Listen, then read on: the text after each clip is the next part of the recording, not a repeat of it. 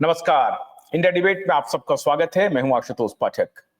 मित्रों, Ahmedabad plane crash के बारे में जितनी मुंह उतनी बातें हो रही हैं, लेकिन आज एक और बड़ी खबर जो आ रही है वो कई मीडिया संस्थानों ने हालांकि रिपोर्ट भी किया है, लेकिन ये जानना बेहद जरूरी है आपको कि अप्रैल 2025 में इस ड्रीमलाइनर 7879 की बात मैं नहीं कर रहा हूं। ये प्लेन एयरक्राफ्ट जो क्रैश हुआ है उसकी मैं बात कर रहा हूं। अप्रैल 2025 में ऐसा क्या हुआ जो इंश्योरेंस के लिए जो कवरेज होता है एक एयरक्राफ्ट का, वो एकाएक 100 करोड़ रुपीज बढ़ा दिया गया। 100 करोड़ का कवरेज इस एयरक्राफ्ट के लिए बढ़ाया गया। पहले जो टोटल वैल्यूएशन जो किया गया था वो 750 करोड़ का कवरेज था, जिसको बढ़ा करके 850 करोड़ किया गया। From ₹750 crore to ₹850 crore during its renewal in April 2025. This came following an engine replacement on the plane. ये कह रहा है कि इंजन का रिप्लेसमेंट हुआ था और उसके ही आलोक में ये 100 करोड़ का इंश्योरेंस कवरेज हाइक किया गया। जो 750 करोड़ रुपए था वो 850 करोड़ रुपए किया गया। जो टोटल एयर इंडिया का जो फ्लीट का टोटल एयर इंडिया के जितने फ्लीट्स हैं उसका जो कवरेज है वो लगभग 8,000 से 10,000 करोड़ के बीच में है। अब जितने भी एयरक्राफ्ट हैं, 33 एयरक्राफ्ट हैं या 34 एयरक्राफ्ट हैं एयर इंडिया के फ्लीट में, बोइंग 787 जो है और एयर इंडिया 171, इसके फ्लीट में जितने एयरक्राफ्ट हैं इसमें जो टोटल वैल्यूएशन है वो लगभग इंश्योरेंस कवरेज जो है वो 8 से 10,000 करोड़ रुपए है, जिसका हर साल जो प्रीमियम जाता है उस इंश्योरेंस कवरेज का वो 250 करोड़ है हर साल। अब ये जो 100 करोड़ रुपए जो बढ़ाया गया है, इसमें इस एयरक्राफ्ट का जो इंश्योरेंस है, जो टोटल कवरेज है, इसमें कितना मिलने की गुंजाइश है। ये जो इंश्योरेंस का जो प्रीमियम कंपनी दे रही थी इंश्योर्ड किए हुए थे एयरक्राफ्ट को, उसका जो मैक्सिमम रिकवरी होगा इंश्योरेंस की तरफ से वो लगभग 1,500 करोड़ रुपए है। मतलब ये हुआ कि पहले 750 करोड़ से 850 करोड़ किया गया था और जो टोटल क्लेम इनका बनता है, अगर ये प्लेन में कोई खराबी होती है या क्रैश होता है, खराबी नहीं, ये क्रैश होने की ही स्थिति में आप क्लेम करते हैं, वो लगभग 1,500 करोड़ रुपए का क्लेम बनता है। अब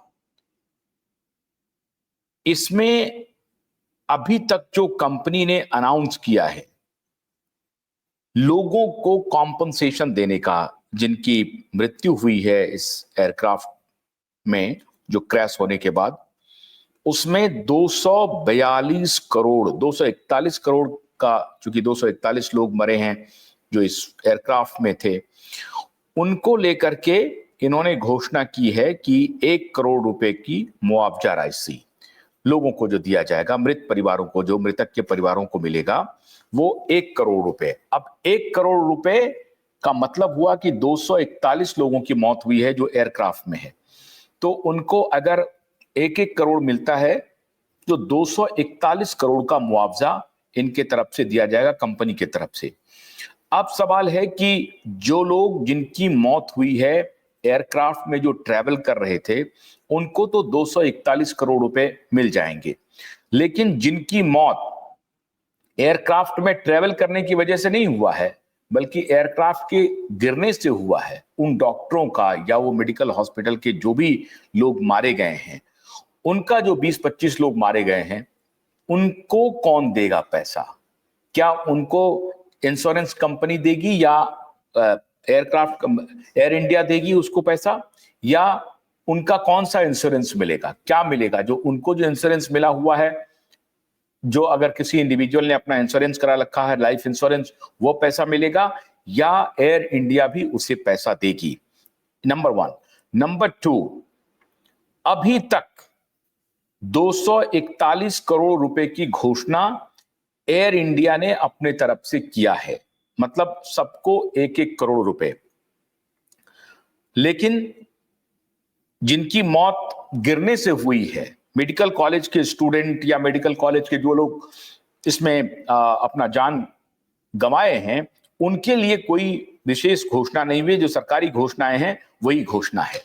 लेकिन सबसे इंपॉर्टेंट बात है, अब मैं ये बात आज मैं क्यों कर रहा हूं, भारत के इंश्योरेंस कंपनी को जो कवर करना था वो 7 to 10% ही कवरेज है। अब इसमें the aviation policy is led by Tata AIG general insurance with participation from Indian co-insurers like GIC, RE, United India, Oriental Insurance, National Insurance, and ICICI Lombard. Over 90% of the risk is reinsured with global players including AIG, AXA, XL, and offers a London and Bermuda markets. मतलब जो भारत की जो insurance company है, आप जानते होंगे जैसे टाटा है, वो AIG के साथ कोलैबोरेशन किए हुए है, तो AIG के ऊपर इसका ज्यादा चार्ज है। AXA ये भी विदेशी कंपनी है, बड़ी मल्टीनेशनल कंपनी है। XL ये भी एक मल्टीनेशनल कंपनी है, इनके ऊपर चार्ज चले जाएगा। 90% उनको देना है। इंश्योरेंस कंपनी का जो लायबिलिटीज होगा उसमें 90% जो मल्टीनेशनल बड़ी कंपनियां हैं उनके ऊपर है। जो भारतीय कंपनियां हैं उनके ऊपर 7.5% to 10% की ही लायबिलिटी बनेगी। मतलब टाटा के ऊपर अगर टाटा को अपने तरफ से पैसा देना हो तो वो 7 से 5%, 10% ही उनको देना पड़ेगा। इस हिसाब से टोटल लायबिलिटी इनकी जो बनती है वो 100 से लेके 150 करोड़ के आसपास बनती है। मतलब भारतीय कंपनी जो है, चाहे वो ICICI हो, चाहे ICICI लोम्बार्ड हो, चाहे टाटा हो, इनकी टोटल सब मिलाकर के जो लायबिलिटी बन रही है वो 100 से 150 करोड़ के आसपास है। बाकी सारे कॉम्पनसेशन जो हैं वो देने पड़ेंगे जो मल्टीनेशनल लाइफ इंश्योरेंस कंपनी है उनको। और एयरक्राफ्ट का जो इंश्योरेंस है उसमें भी उन्हीं को देना है। जो बड़ी कंपनी है, मल्टीनेशनल कंपनी है, उसमें से 1500 करोड़ का इन्होंने डिमांड अब जाना है, जो 1500 करोड़ रुपए उन्हें मिलने हैं। सवाल यह है कि अप्रैल 2025 में 100 करोड़ रुपए का इंश्योरेंस कवरेज क्यों बढ़ाया गया? इसका मतलब है कि विक्रम साराभाई की जो बेटी हैं वो अगर पोस्ट करके कह रही हैं कि, हालांकि मैं उनके पोस्ट से इत्तेफाक नहीं रखता हूं, लेकिन वो कह रही हैं कि ये पूरी तरह से, जिसके बारे में शुभाइब ने पहले खुलासा किया कि बोइंग 787 के मैन्युफैक्चरिंग के में बहुत सारे दोष थे, और ये बात बोइंग कंपनी के ही इंजीनियर्स ने आकर के बताई थी, जो विसिल ब्लोअर बने थे। बाहर आकर के उन्होंने कहा था, जो सीनेट से गुजरना पड़ा उनको, सीनेट के सामने उन्होंने कहा कि हमने जब ये आवाज उठाई कि बोइंग का जो मैन्युफैक्चरिंग है उसमें डिफेक्ट है और आप लोगों के जान से खेलने वाले हैं आने वाले दिनों में, तो जिन लोगों ने ये आवाज उठाई उन्हीं को साइडलाइन कर दिया गया, उन्हीं के खिलाफ एक्शन शुरू हो गया, और अब उनकी बात सच साबित हो रही है। अप्रैल में एक इंजन के रिप्लेसमेंट की बात हुई है इसी एयरक्राफ्ट AI 171-7878 बोइंग का, इसी के रिप्लेसमेंट की बात हो रही है। इसका मतलब है कि कंपनी को मालूम था कि कभी भी कोई भी दुर्घटना हो सकती है इस पर्टिकुलर विमान का। इसी पर्टिकुलर विमान की बात मैं कह रहा हूं जिसकी दुर्घटना हुई है। इसी पर्टिकुलर विमान का जो कवरेज है उसमें विमान का नंबर, एयरक्राफ्ट का नंबर वगैरह सब जाता है ना कि साहब ये एयरक्राफ्ट है, ये इसका डेट ऑफ इंसेप्शन है, ये इतने दिन तक इसके चलने की बात है, उड़ान भरने की बात है, ये इसका जो फिटनेस सर्टिफिकेट है एयरक्राफ्ट का वो प्रोड्यूस करना पड़ता होगा। जब आप नॉर्मल लाइफ इंश्योरेंस करने जाते हैं तो आपको भी अपना फिटनेस सर्टिफिकेट देना पड़ता है। अगर आप मेडिकल इंश्योरेंस करने जा रहे हैं तो आपको बताना पड़ेगा कि आपको कोई ऐसी बीमारी तो नहीं है जो पहले से है और उसको उसके इलाज के लिए आप इंश्योरेंस करने जा रहे हैं। देखिए, इंश्योरेंस कंपनी के झोल इतने हैं जिसका कोई हिसाब नहीं है। इंश्योरेंस कंपनी असल में एक कंसोर्टियम है, ये बड़े बड़े कॉन्ग्लोमरेट का, और वो अपने वारे न्यारे करती है। बहुत सारी कंपनियां ऐसी हैं जो अपने ऑफिसेस को आग लगा देती है, उनका ऑफिस इंश्योर्ड रहता है और वो इंश्योरेंस का पैसा लेकर के वारे न्यारे कर लेते हैं, और इसमें इंश्योरेंस कंपनी की भी मिलीभगत होती है। और मुझे मालूम है कि इस देश में एक मीडिया कंपनी के मालिक के ऊपर इस तरह के आरोप, संगीन आरोप लगे थे। मीडिया कंपनी के मालिक, उन्होंने खुद अपने ऑफिस में आग लगवा ली और फिर वो इंश्योरेंस का पैसा लेकर के उन्होंने वारा न्यारा कर लिया। तो ये इंश्योरेंस के पैसे के वारे न्यारे होती हैं, लेकिन लोगों के जान की कीमत नहीं होती है। एयरक्राफ्ट खत्म हो जाएगा, भस्म हो जाएगा, तो 1500 करोड़ रुपए उन्हें मिल जाएंगे। अच्छी बात है, मैं ये नहीं कह रहा हूं कि जो गाड़ी है या एयरक्राफ्ट है या कोई भी ऐसी वस्तु है कम्युनिकेशन का जिसका इंश्योरेंस नहीं होना चाहिए, बिल्कुल होना चाहिए। लेकिन अभी जो मैं आपको बताने जा रहा हूं वो और भी चौंकाने वाला है। 241 करोड़ में 241 लोगों को निपटा दिया जाएगा। अब एक व्यक्ति की जान की कीमत उन्होंने 1 करोड़ रुपए आंकी है, क्योंकि वो एयर से ट्रैवल कर रहे हैं। जब आप नॉर्मल टिकट भी बुक करने जाते हैं ना, तो वहां भी आपकी इंश्योरेंस आपसे पैसे ले लिए जाते हैं। आप सोचिए, आप गलती से भी आपने इंश्योरेंस पे 251 रुपया, 300 रुपया, 100 रुपया, 150 रुपया, जो भी आता है आपने उसको सेलेक्ट कर लिया, आपका तो एयर ट्रैवल सिक्योर्ड हो गया। अब अगर वो प्लेन क्रैश करता है तो अगर आपका टिकट उस इंश्योरेंस कवरेज में है तो वो पैसा अलग से मिलेगा, और कंपनी जो दे रही है कॉम्पनसेशन वो पैसा अलग से मिलेगा। अब इसमें जब मिलने के लिए जाएगा तो कहेगा कि नहीं, कंपनी आपको नहीं देगी, कंपनी एयर सर्विस में ही आपने सेलेक्ट किया हुआ है और आपका इंश्योर्ड है, इस इंश्योरेंस में आपको 1 करोड़ मिलेगा या 50 लाख मिलेगा या 10 लाख मिलेगा, तो उसमें मेंशन रहता है। 10 लाख से 20 लाख 25 लाख रुपए का आपको इंश्योरेंस अगर जो मेंशन्ड है वही आपको पैसे मिलेंगे, इसके अलावा पैसे नहीं मिलेंगे। लेकिन एयरक्राफ्ट अगर क्रैश करता है तो उसके लिए 1500 करोड़ रुपए का क्लेम करने जा रही है एयर इंडिया। उनको मिलना चाहिए, हम इस पर कोई आपत्ति नहीं उठा रहे हैं। सवाल है कि अप्रैल 2025 में ही 100 करोड़ बढ़ाया गया। वो इसलिए बढ़ाया गया क्योंकि कंपनी को मालूम था कि हमारी इस एयरक्राफ्ट की जो फिटनेस है वो बहुत पुख्ता नहीं है और कभी भी कुछ हो सकता है।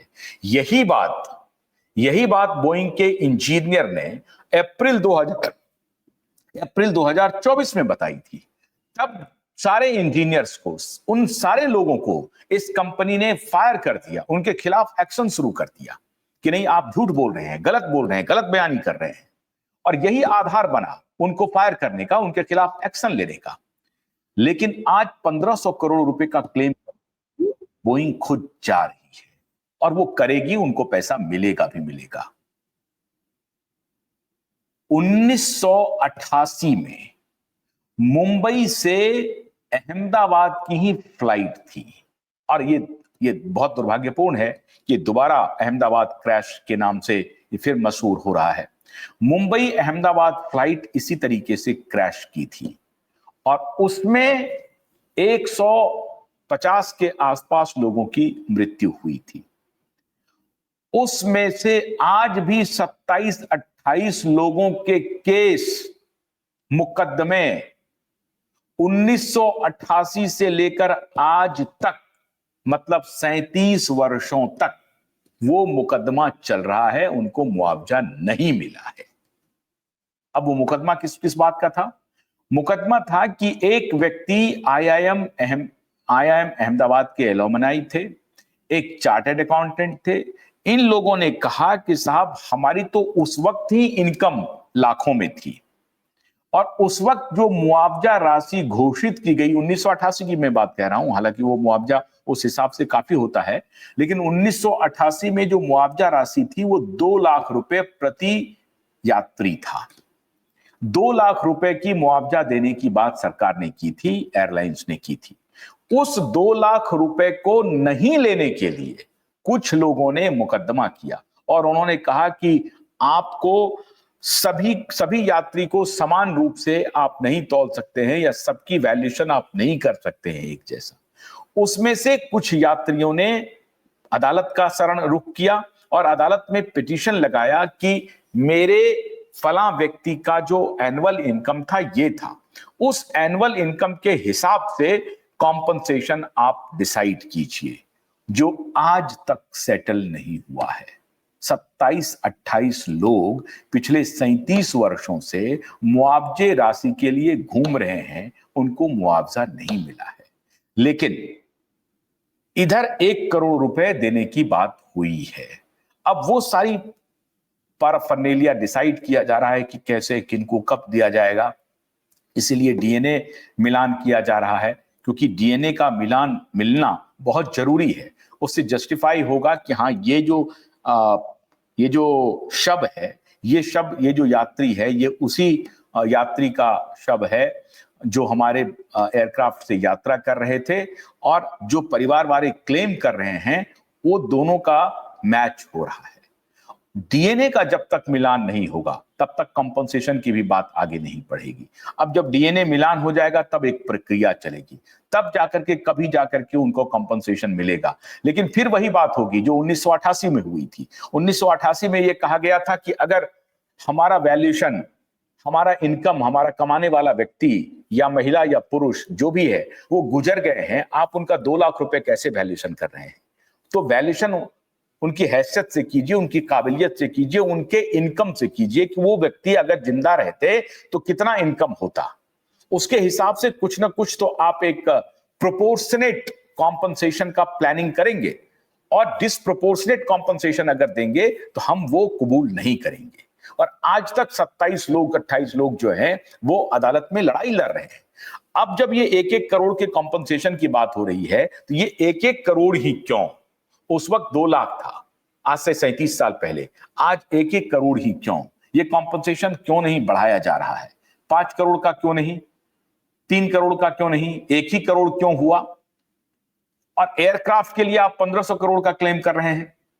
मतलब जो बोइंग बनाने वाली कंपनी है उनको तो कोई नुकसान हुआ नहीं, ये जो सर्विस प्रोवाइडर है, जो टाटा सन्स है, उनका नुकसान हुआ है।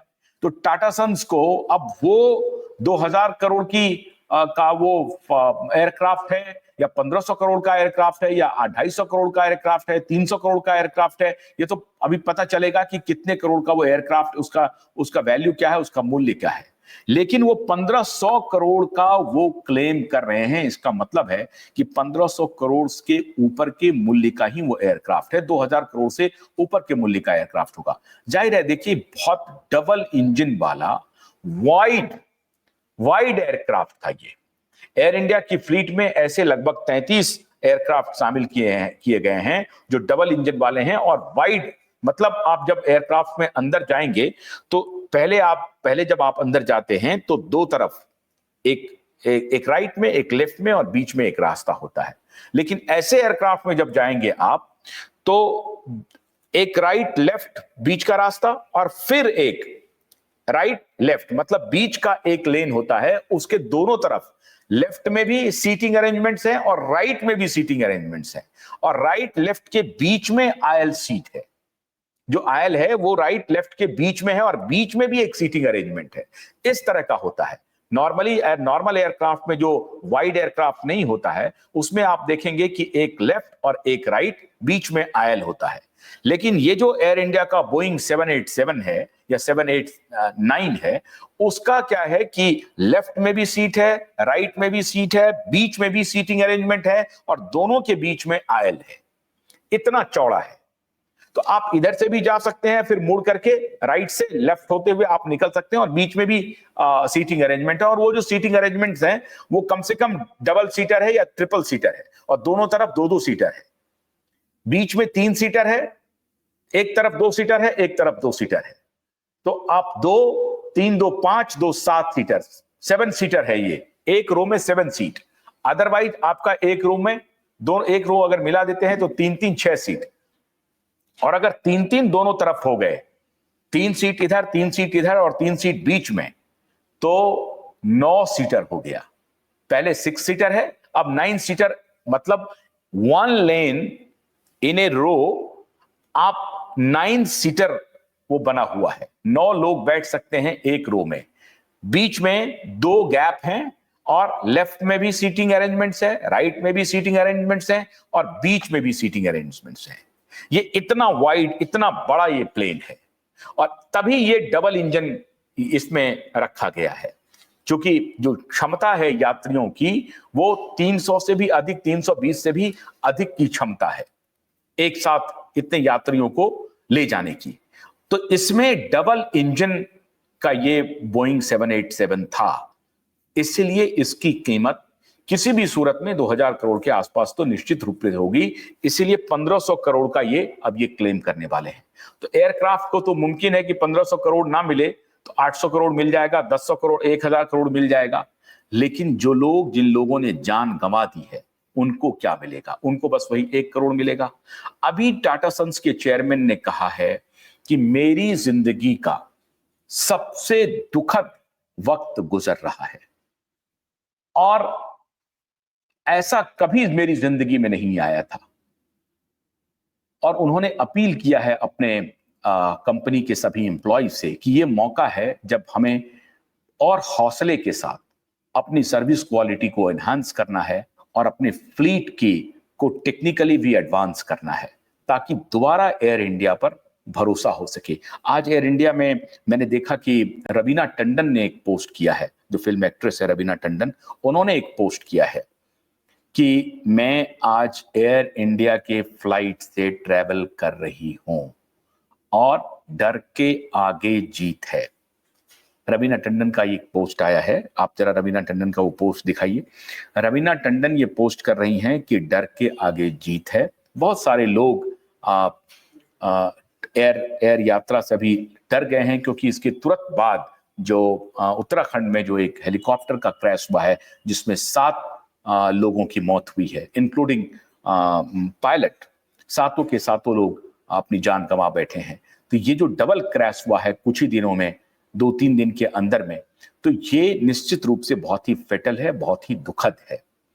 अब रवीना टंडन यही आपको हौसला दे रही हैं कि नहीं, डर के आगे जीत है, और हमें डर करके बैठना नहीं है, हमें यात्रा करनी है। और इसीलिए उन्होंने एयर इंडिया के ही फ्लाइट को चुना, एयर इंडिया से ही वो ट्रैवल कर रही थी।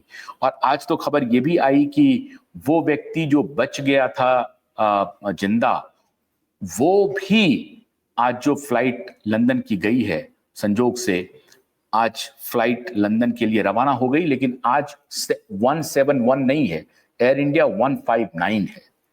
एयर इंडिया की जो फ्लाइट नंबर है वो एयर इंडिया 159 है, 171 आज ट्रैवल नहीं किया लंदन के लिए। एयर इंडिया की फ्लाइट जो आज लंदन के लिए रवाना हुई है वो एयर इंडिया 159 है। ये रवीना टंडन ने जो अपना पोस्ट किया था कि मैं एयर इंडिया से ही यात्रा कर रही हूं। पिछले दिनों भी मैंने आपको बताया था, आज मैं फिर बता रहा हूं कि जब कोई प्लेन क्रैश होता है तो एयरफोर्स में एक नियम है, अघोषित सा नियम, कोई लिखित नहीं है, अघोषित सा नियम है कि अगर उस क्रैश के जो ट्रॉमा है उससे बाहर आने के लिए जो एयरक्राफ्ट जहां जिस हालत में होता है और जो भी पायलट अवेलेबल होते हैं, उन्हें आदेश दिया जाता है कि आप फ्लाई करिए, आप उड़िए, आसमान में उड़िए। उनको उड़ाया जाता है, उनको कहा जाता है कि आप उड़ करके अपना जो एक फियर साइकोलॉजी है, उस साइकोलॉजी से बाहर आना पड़ता है, और उसी तरीके से पायलट उस फ्लाइट को लेकर के हवा में उड़ जाते हैं, और फिर एक चक्कर 2 चक्कर लगा करके फिर वो वापस लैंड होते हैं, ताकि उनका ये जो फियर का जो मनोविज्ञान है उससे वो बाहर आ सकें। तो रफ्तार तो पकड़ रही है जिंदगी, लेकिन 100 करोड़ का जो इजाफा किया था 2025 में अप्रैल में, ये इस बात का संकेत करता है कि कंपनी को मालूम थी कि हमारे एयरक्राफ्ट के साथ कुछ ना कुछ गड़बड़ी है। अब ये सब तो जांच का विषय है, तहकीकात करनी पड़ेगी, क्योंकि ये अब तक लगभग ये साबित हो गया है लगभग कि दोनों इंजन मैसिवली फेल हुआ है। क्योंकि मेडे मेडे का जो लास्ट कॉल है क्रू कैप्टन का, जो पायलट का जो लास्ट कॉल है, मेडे मेडे, मतलब वो अल्टीमेट इमरजेंसी का सिचुएशन है। अब कुछ भी नहीं हो सकता है। आप अगर कुछ मदद कर सकते हैं तो करिए, जो करने की स्थिति में नहीं है, एटीसी भी मदद करने की हालत में नहीं होता है। तो अब वो मरने के लिए ही जा रहे हैं, और इसलिए वो मेडे मेडे का लास्ट कॉल किया गया था। मतलब मेडे मेडे का मतलब ये था कि थ्रस्ट नहीं मिल रहा था एयरक्राफ्ट को, वो ऊपर नहीं जा पा रहा था, और टेक्निकल फॉल्ट साफ दिख रहा था। इसका मतलब है कि दोनों इंजन ने काम करना बंद कर दिया, और उन्होंने व्हील को, जो एयरक्राफ्ट का जो व्हील है, जो लैंडिंग गियर है, उसको ओपन कर दिया था, और ऐसा लग रहा था कि अगर धरती पर लैंड करेगा तो किसी भी तरीके से स्किड करते हुए आगे निकल जाए। लेकिन अनफॉर्चुनेट रहा एयरक्राफ्ट की वो धरती को कहीं उसको प्लेन लैंड नहीं मिला। अगर प्लेन लैंड मिलता तो हो सकता है कि इतना बड़ा फैटल एक्सीडेंट नहीं होता, और मुमकिन है तब भी ब्लास्ट करने की पूरी संभावना थी। लेकिन जो स्पीड था उसके हिसाब से, अगर ईश्वर ही वो बचा सकते थे, अगर वो अपने व्हील पे लैंड करता और किसी प्लेन जगह पे लैंड होती तो शायद कुछ बात अलग हो सकती थी। लेकिन वो जब क्रैश हुआ बिल्डिंग से, तब तो कुछ बात ही नहीं थी, पूरा टैंक फटना ही फटना था, और लाखों लीटर का उसमें डीजल था। उसके बाद तो फिर आग के गोले में तब्दील होना ही था, जो कि हो गया। अब बोइंग को इस सब का जवाब देना पड़ेगा, कंपनी को जवाब देना पड़ेगा, टाटा सन्स को जवाब देना पड़ेगा कि आपने 100 करोड़ का जो प्रीमियम हाइक दिया था 100 करोड़ का, वो इंश्योरेंस कवरेज का जो वैल्यूएशन है वो 100 करोड़ आपने बढ़ा दिया, अब और भी प्रीमियम बढ़ाया होगा, ये आपने क्यों बढ़ाया?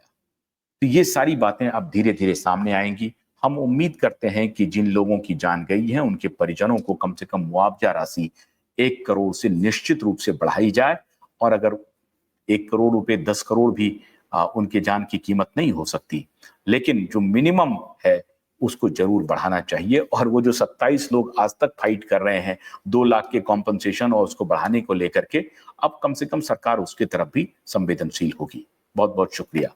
नमस्कार।